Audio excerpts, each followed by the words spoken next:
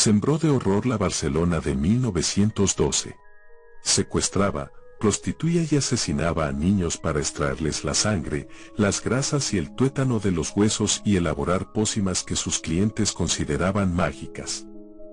Fue uno de los casos policiales más macabros, escabrosos y mediáticos de España. Su protagonista, Enriqueta Martí Ripollés, quien fue una de las personalidades criminales más feroces de la historia negra de España, a la que el pueblo de Barcelona bautizó como la vampira del carrer Ponent.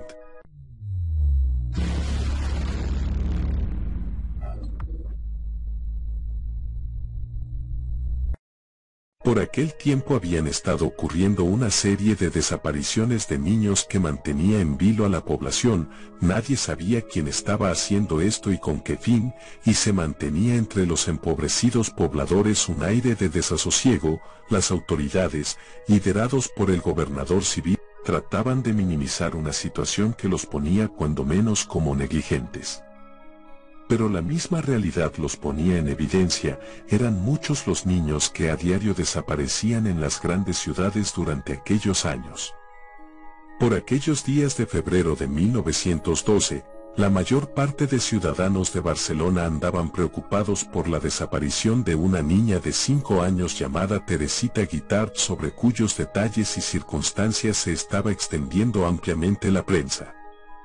Había ocurrido a la caída de la tarde del 10 de febrero en la calle de San Vicente. Ya era casi de noche cuando Ana, la madre de Teresita, se había detenido a la puerta de su domicilio a charlar con una vecina y le soltó la mano a la pequeña en la creencia de que subiría sola hasta el piso. Pero no fue así. Cuando el marido vio llegar a su esposa sin Teresita, preguntó extrañado: ¿y la nena? La buena mujer lanzó un grito y bajó corriendo a la calle, pero ya era demasiado tarde. No había rastro de la niña.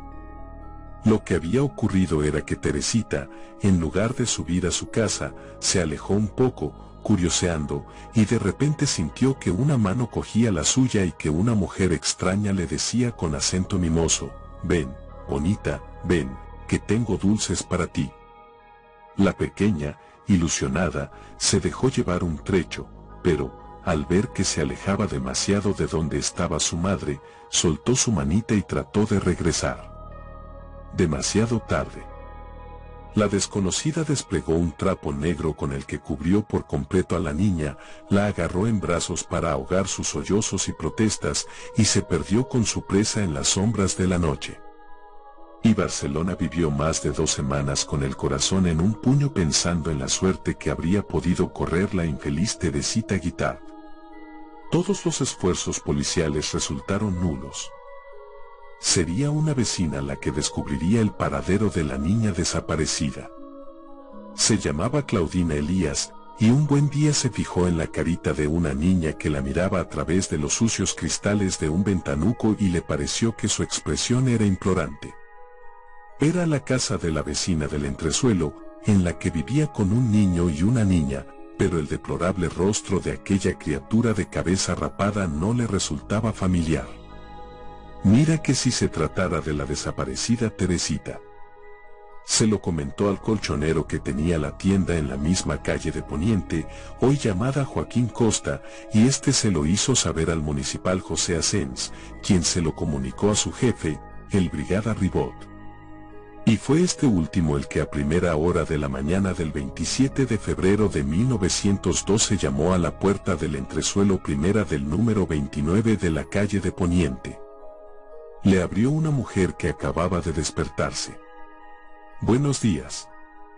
Vengo a inspeccionar su domicilio, pues hemos tenido una denuncia de que tiene usted gallinas». «¿Gallinas? ¿A quién se le ocurre? Eso es mentira. Si me permite».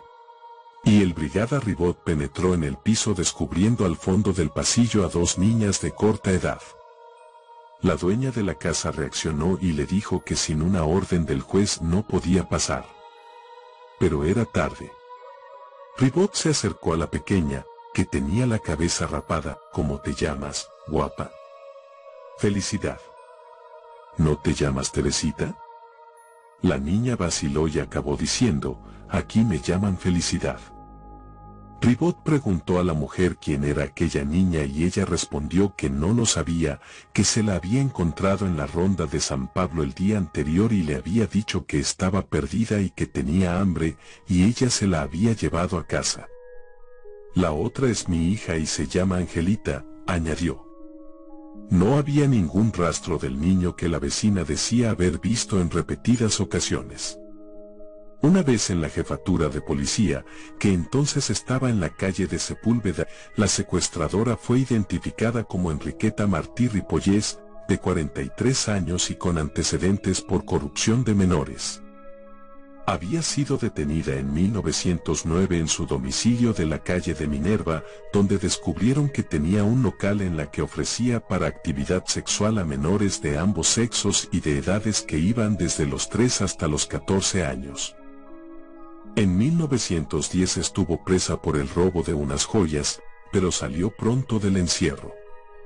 La vida de Enriqueta Martí estuvo siempre muy relacionada con el mercado sexual. Ella misma comenzó a ejercerlo antes de cumplir 20 años. Lo hizo en la zona vieja y marinera de la Puerta de Santa Madrona hasta que un día decidió probar fortuna casándose con un pintor incomprendido y fracasado, Juan Pujaló. 10 años duró la relación, aunque hasta 6 veces se separaron en este periodo. La última y definitiva había sido 5 años antes. Posteriormente, los médicos comprobaron que efectivamente Enriqueta nunca había dado a luz y se descubrió así que Angelita no era hija de Enriqueta. ¿Quién era entonces Angelita y dónde estaba el niño que vivía con ella en la calle de Poniente? Enriqueta no fue nada explícita en sus declaraciones y siguió manteniendo que la niña era suya durante unas semanas, pero después reconocería que se la había quitado al nacer a una cuñada a la que hizo creer que la había perdido en el parto. En cuanto al niño, explicó que se llamaba Pepito, que tenía 5 años y que se lo habían dejado para que lo cuidara. Pero como se puso malito lo llevé fuera de Barcelona para que se cure. Utilizaba a los niños que secuestraba en una explotación doble, como objetos de placer para sus degenerados clientes y como materia prima para elaborar sus brebajes. Poco a poco, pudo irse trazando la personalidad de la secuestradora. A pesar de que no tenía problemas económicos, solía mendigar y acudía, vestida como una pordiosera y acompañada casi siempre de un niño o una niña, a centros de acogida, conventos, parroquias y asilos pidiendo limosna y comida.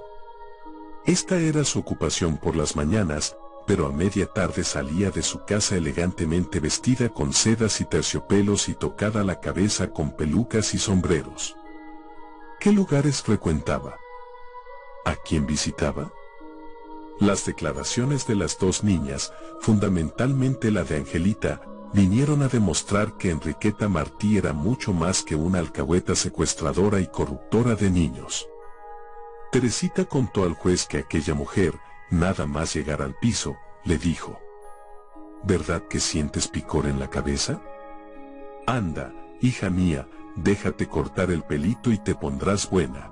La niña se dejó hacer mientras la mujer le decía que a partir de ahora se iba a llamar Felicidad y que ya no tenía padres y que ella era su madre y que tenía que llamarla mamá cuando salieran a la calle.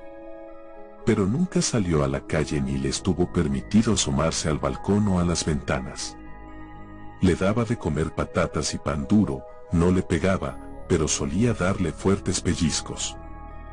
Su única distracción era jugar con Angelita, porque ella no llegó nunca a ver a Pepito en la casa. A veces se quedaban las dos solas y todos los ruidos las asustaban. La declaración de Angelita fue aún más sobrecogedora. Luego que Teresita fuera devuelta a sus padres, Angelita declararía a la policía que antes de la llegada de Teresita a la casa, había otro niño de 5 años, llamado Pepito. Angelita declaró haber visto como Enriqueta, a la que ella llamaba mamá, lo había matado en la mesa de la cocina.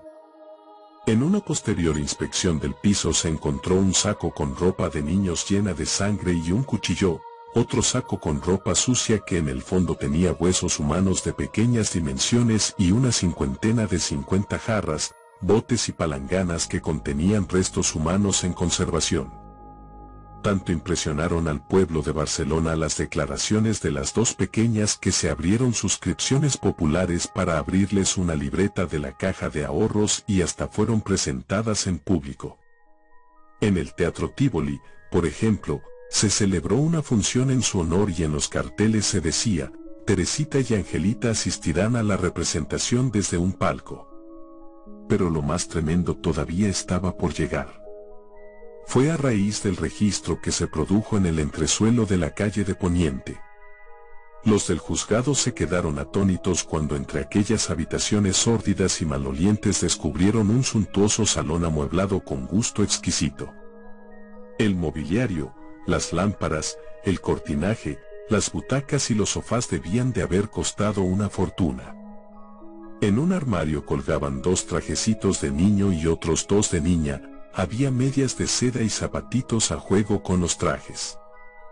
Y también fueron encontrados las pelucas rizadas y los finos trajes de confección que Enriqueta vestía en sus misteriosas salidas. Un paquete de cartas llamó la atención de los funcionarios. La mayoría estaban escritas en lenguaje cifrado, y abundaban en ellas las contraseñas y las firmas con iniciales. Tras un armario descubrieron la cabellera rubia de una niña de unos 3 años, y la macabra expedición concluyó en una habitación cuya cerradura tuvieron que forzar y en la que aparecieron medio centenar de frascos, rellenos, unos de sangre coagulada, otros de grasas, y el resto con sustancias que fueron enviadas a un laboratorio para su análisis. Y también un cuaderno grande lleno de recetas de curandero para toda clase de enfermedades, escritas a mano, en catalán y con letra refinada. A partir de aquel descubrimiento no se hablaba de otra cosa en la ciudad más que de Enriqueta Martí, y los principales periódicos nacionales, que por entonces se componían de unas 16 páginas, le dedicaban a diario un par de ellas para contar, como si fuera un folletín, las novedades del caso bajo titulares como Los misterios de Barcelona. Ante las abrumadoras pruebas, Enriqueta acabó reconociendo que era curandera y que vendía filtros y ungüentos. Confeccionó remedios utilizando determinadas partes del cuerpo humano. Y, de forma repentina, vociferó: que registren el piso. Que piquen bien las paredes y encontrarán algo. Como sé que me subirán al patíbulo, quiero que conmigo suban los demás culpables. No tan solo el piso de la calle de Poniente fue registrado a fondo, sino también los otros domicilios que Enriqueta había tenido durante los 10 últimos años. Y el resultado fue aterrador. En un piso de la calle de Picalqués fue descubierto un falso tabique que ocultaba un hueco en el que aparecieron más huesos, entre ellos varios de manos de niño. Dice la crónica que, con los huesos fue encontrado un calcetín de niño que debió de pertenecer a un hijo de familia muy humilde, porque está surcido y añadido desde su mitad con hilo de otro color. En un piso de la calle de Toulers, en un escondrijo, hallaron huesos y 2 cabelleras rubias de niñas de corta edad. En una torre de San Feliu de Llobregat aparecieron libros de recetas y nuevos frascos con sustancias desconocidas. Y finalmente, en el patio de una casa de la calle de los Jacques Flourels de Sants descubrieron el cráneo de un niño de unos 3 años, que todavía presentaba adheridos a la piel algunos cabellos y una serie de huesos que los forenses reconocieron como pertenecientes a 3 niños de 3, 6 y 8 años. 12 fueron las criaturas identificadas como víctimas de Enriqueta que se incluyeron en el sumario.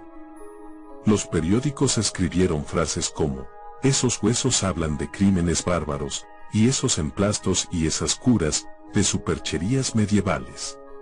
Cada vez que era llevada al juzgado una turba enfurecida amenazaba con lincharla. Solo otro gran suceso, el hundimiento del Titanic el 15 de abril de ese mismo año hizo que la atención del caso fuera aminorando. Enriqueta fue encarcelada en la prisión Reina Amalia de Barcelona, pero nunca pudo ser sometida a un juicio por sus crímenes. Un año y 3 meses después de su detención, el 12 de mayo de 1913, sus compañeras de prisión la mataron a palos en uno de los patios del penal, aunque otra versión afirma que en realidad ya estaba muerta cuando la golpearon, supuestamente envenenada por aquellos que estaban involucrados con ella.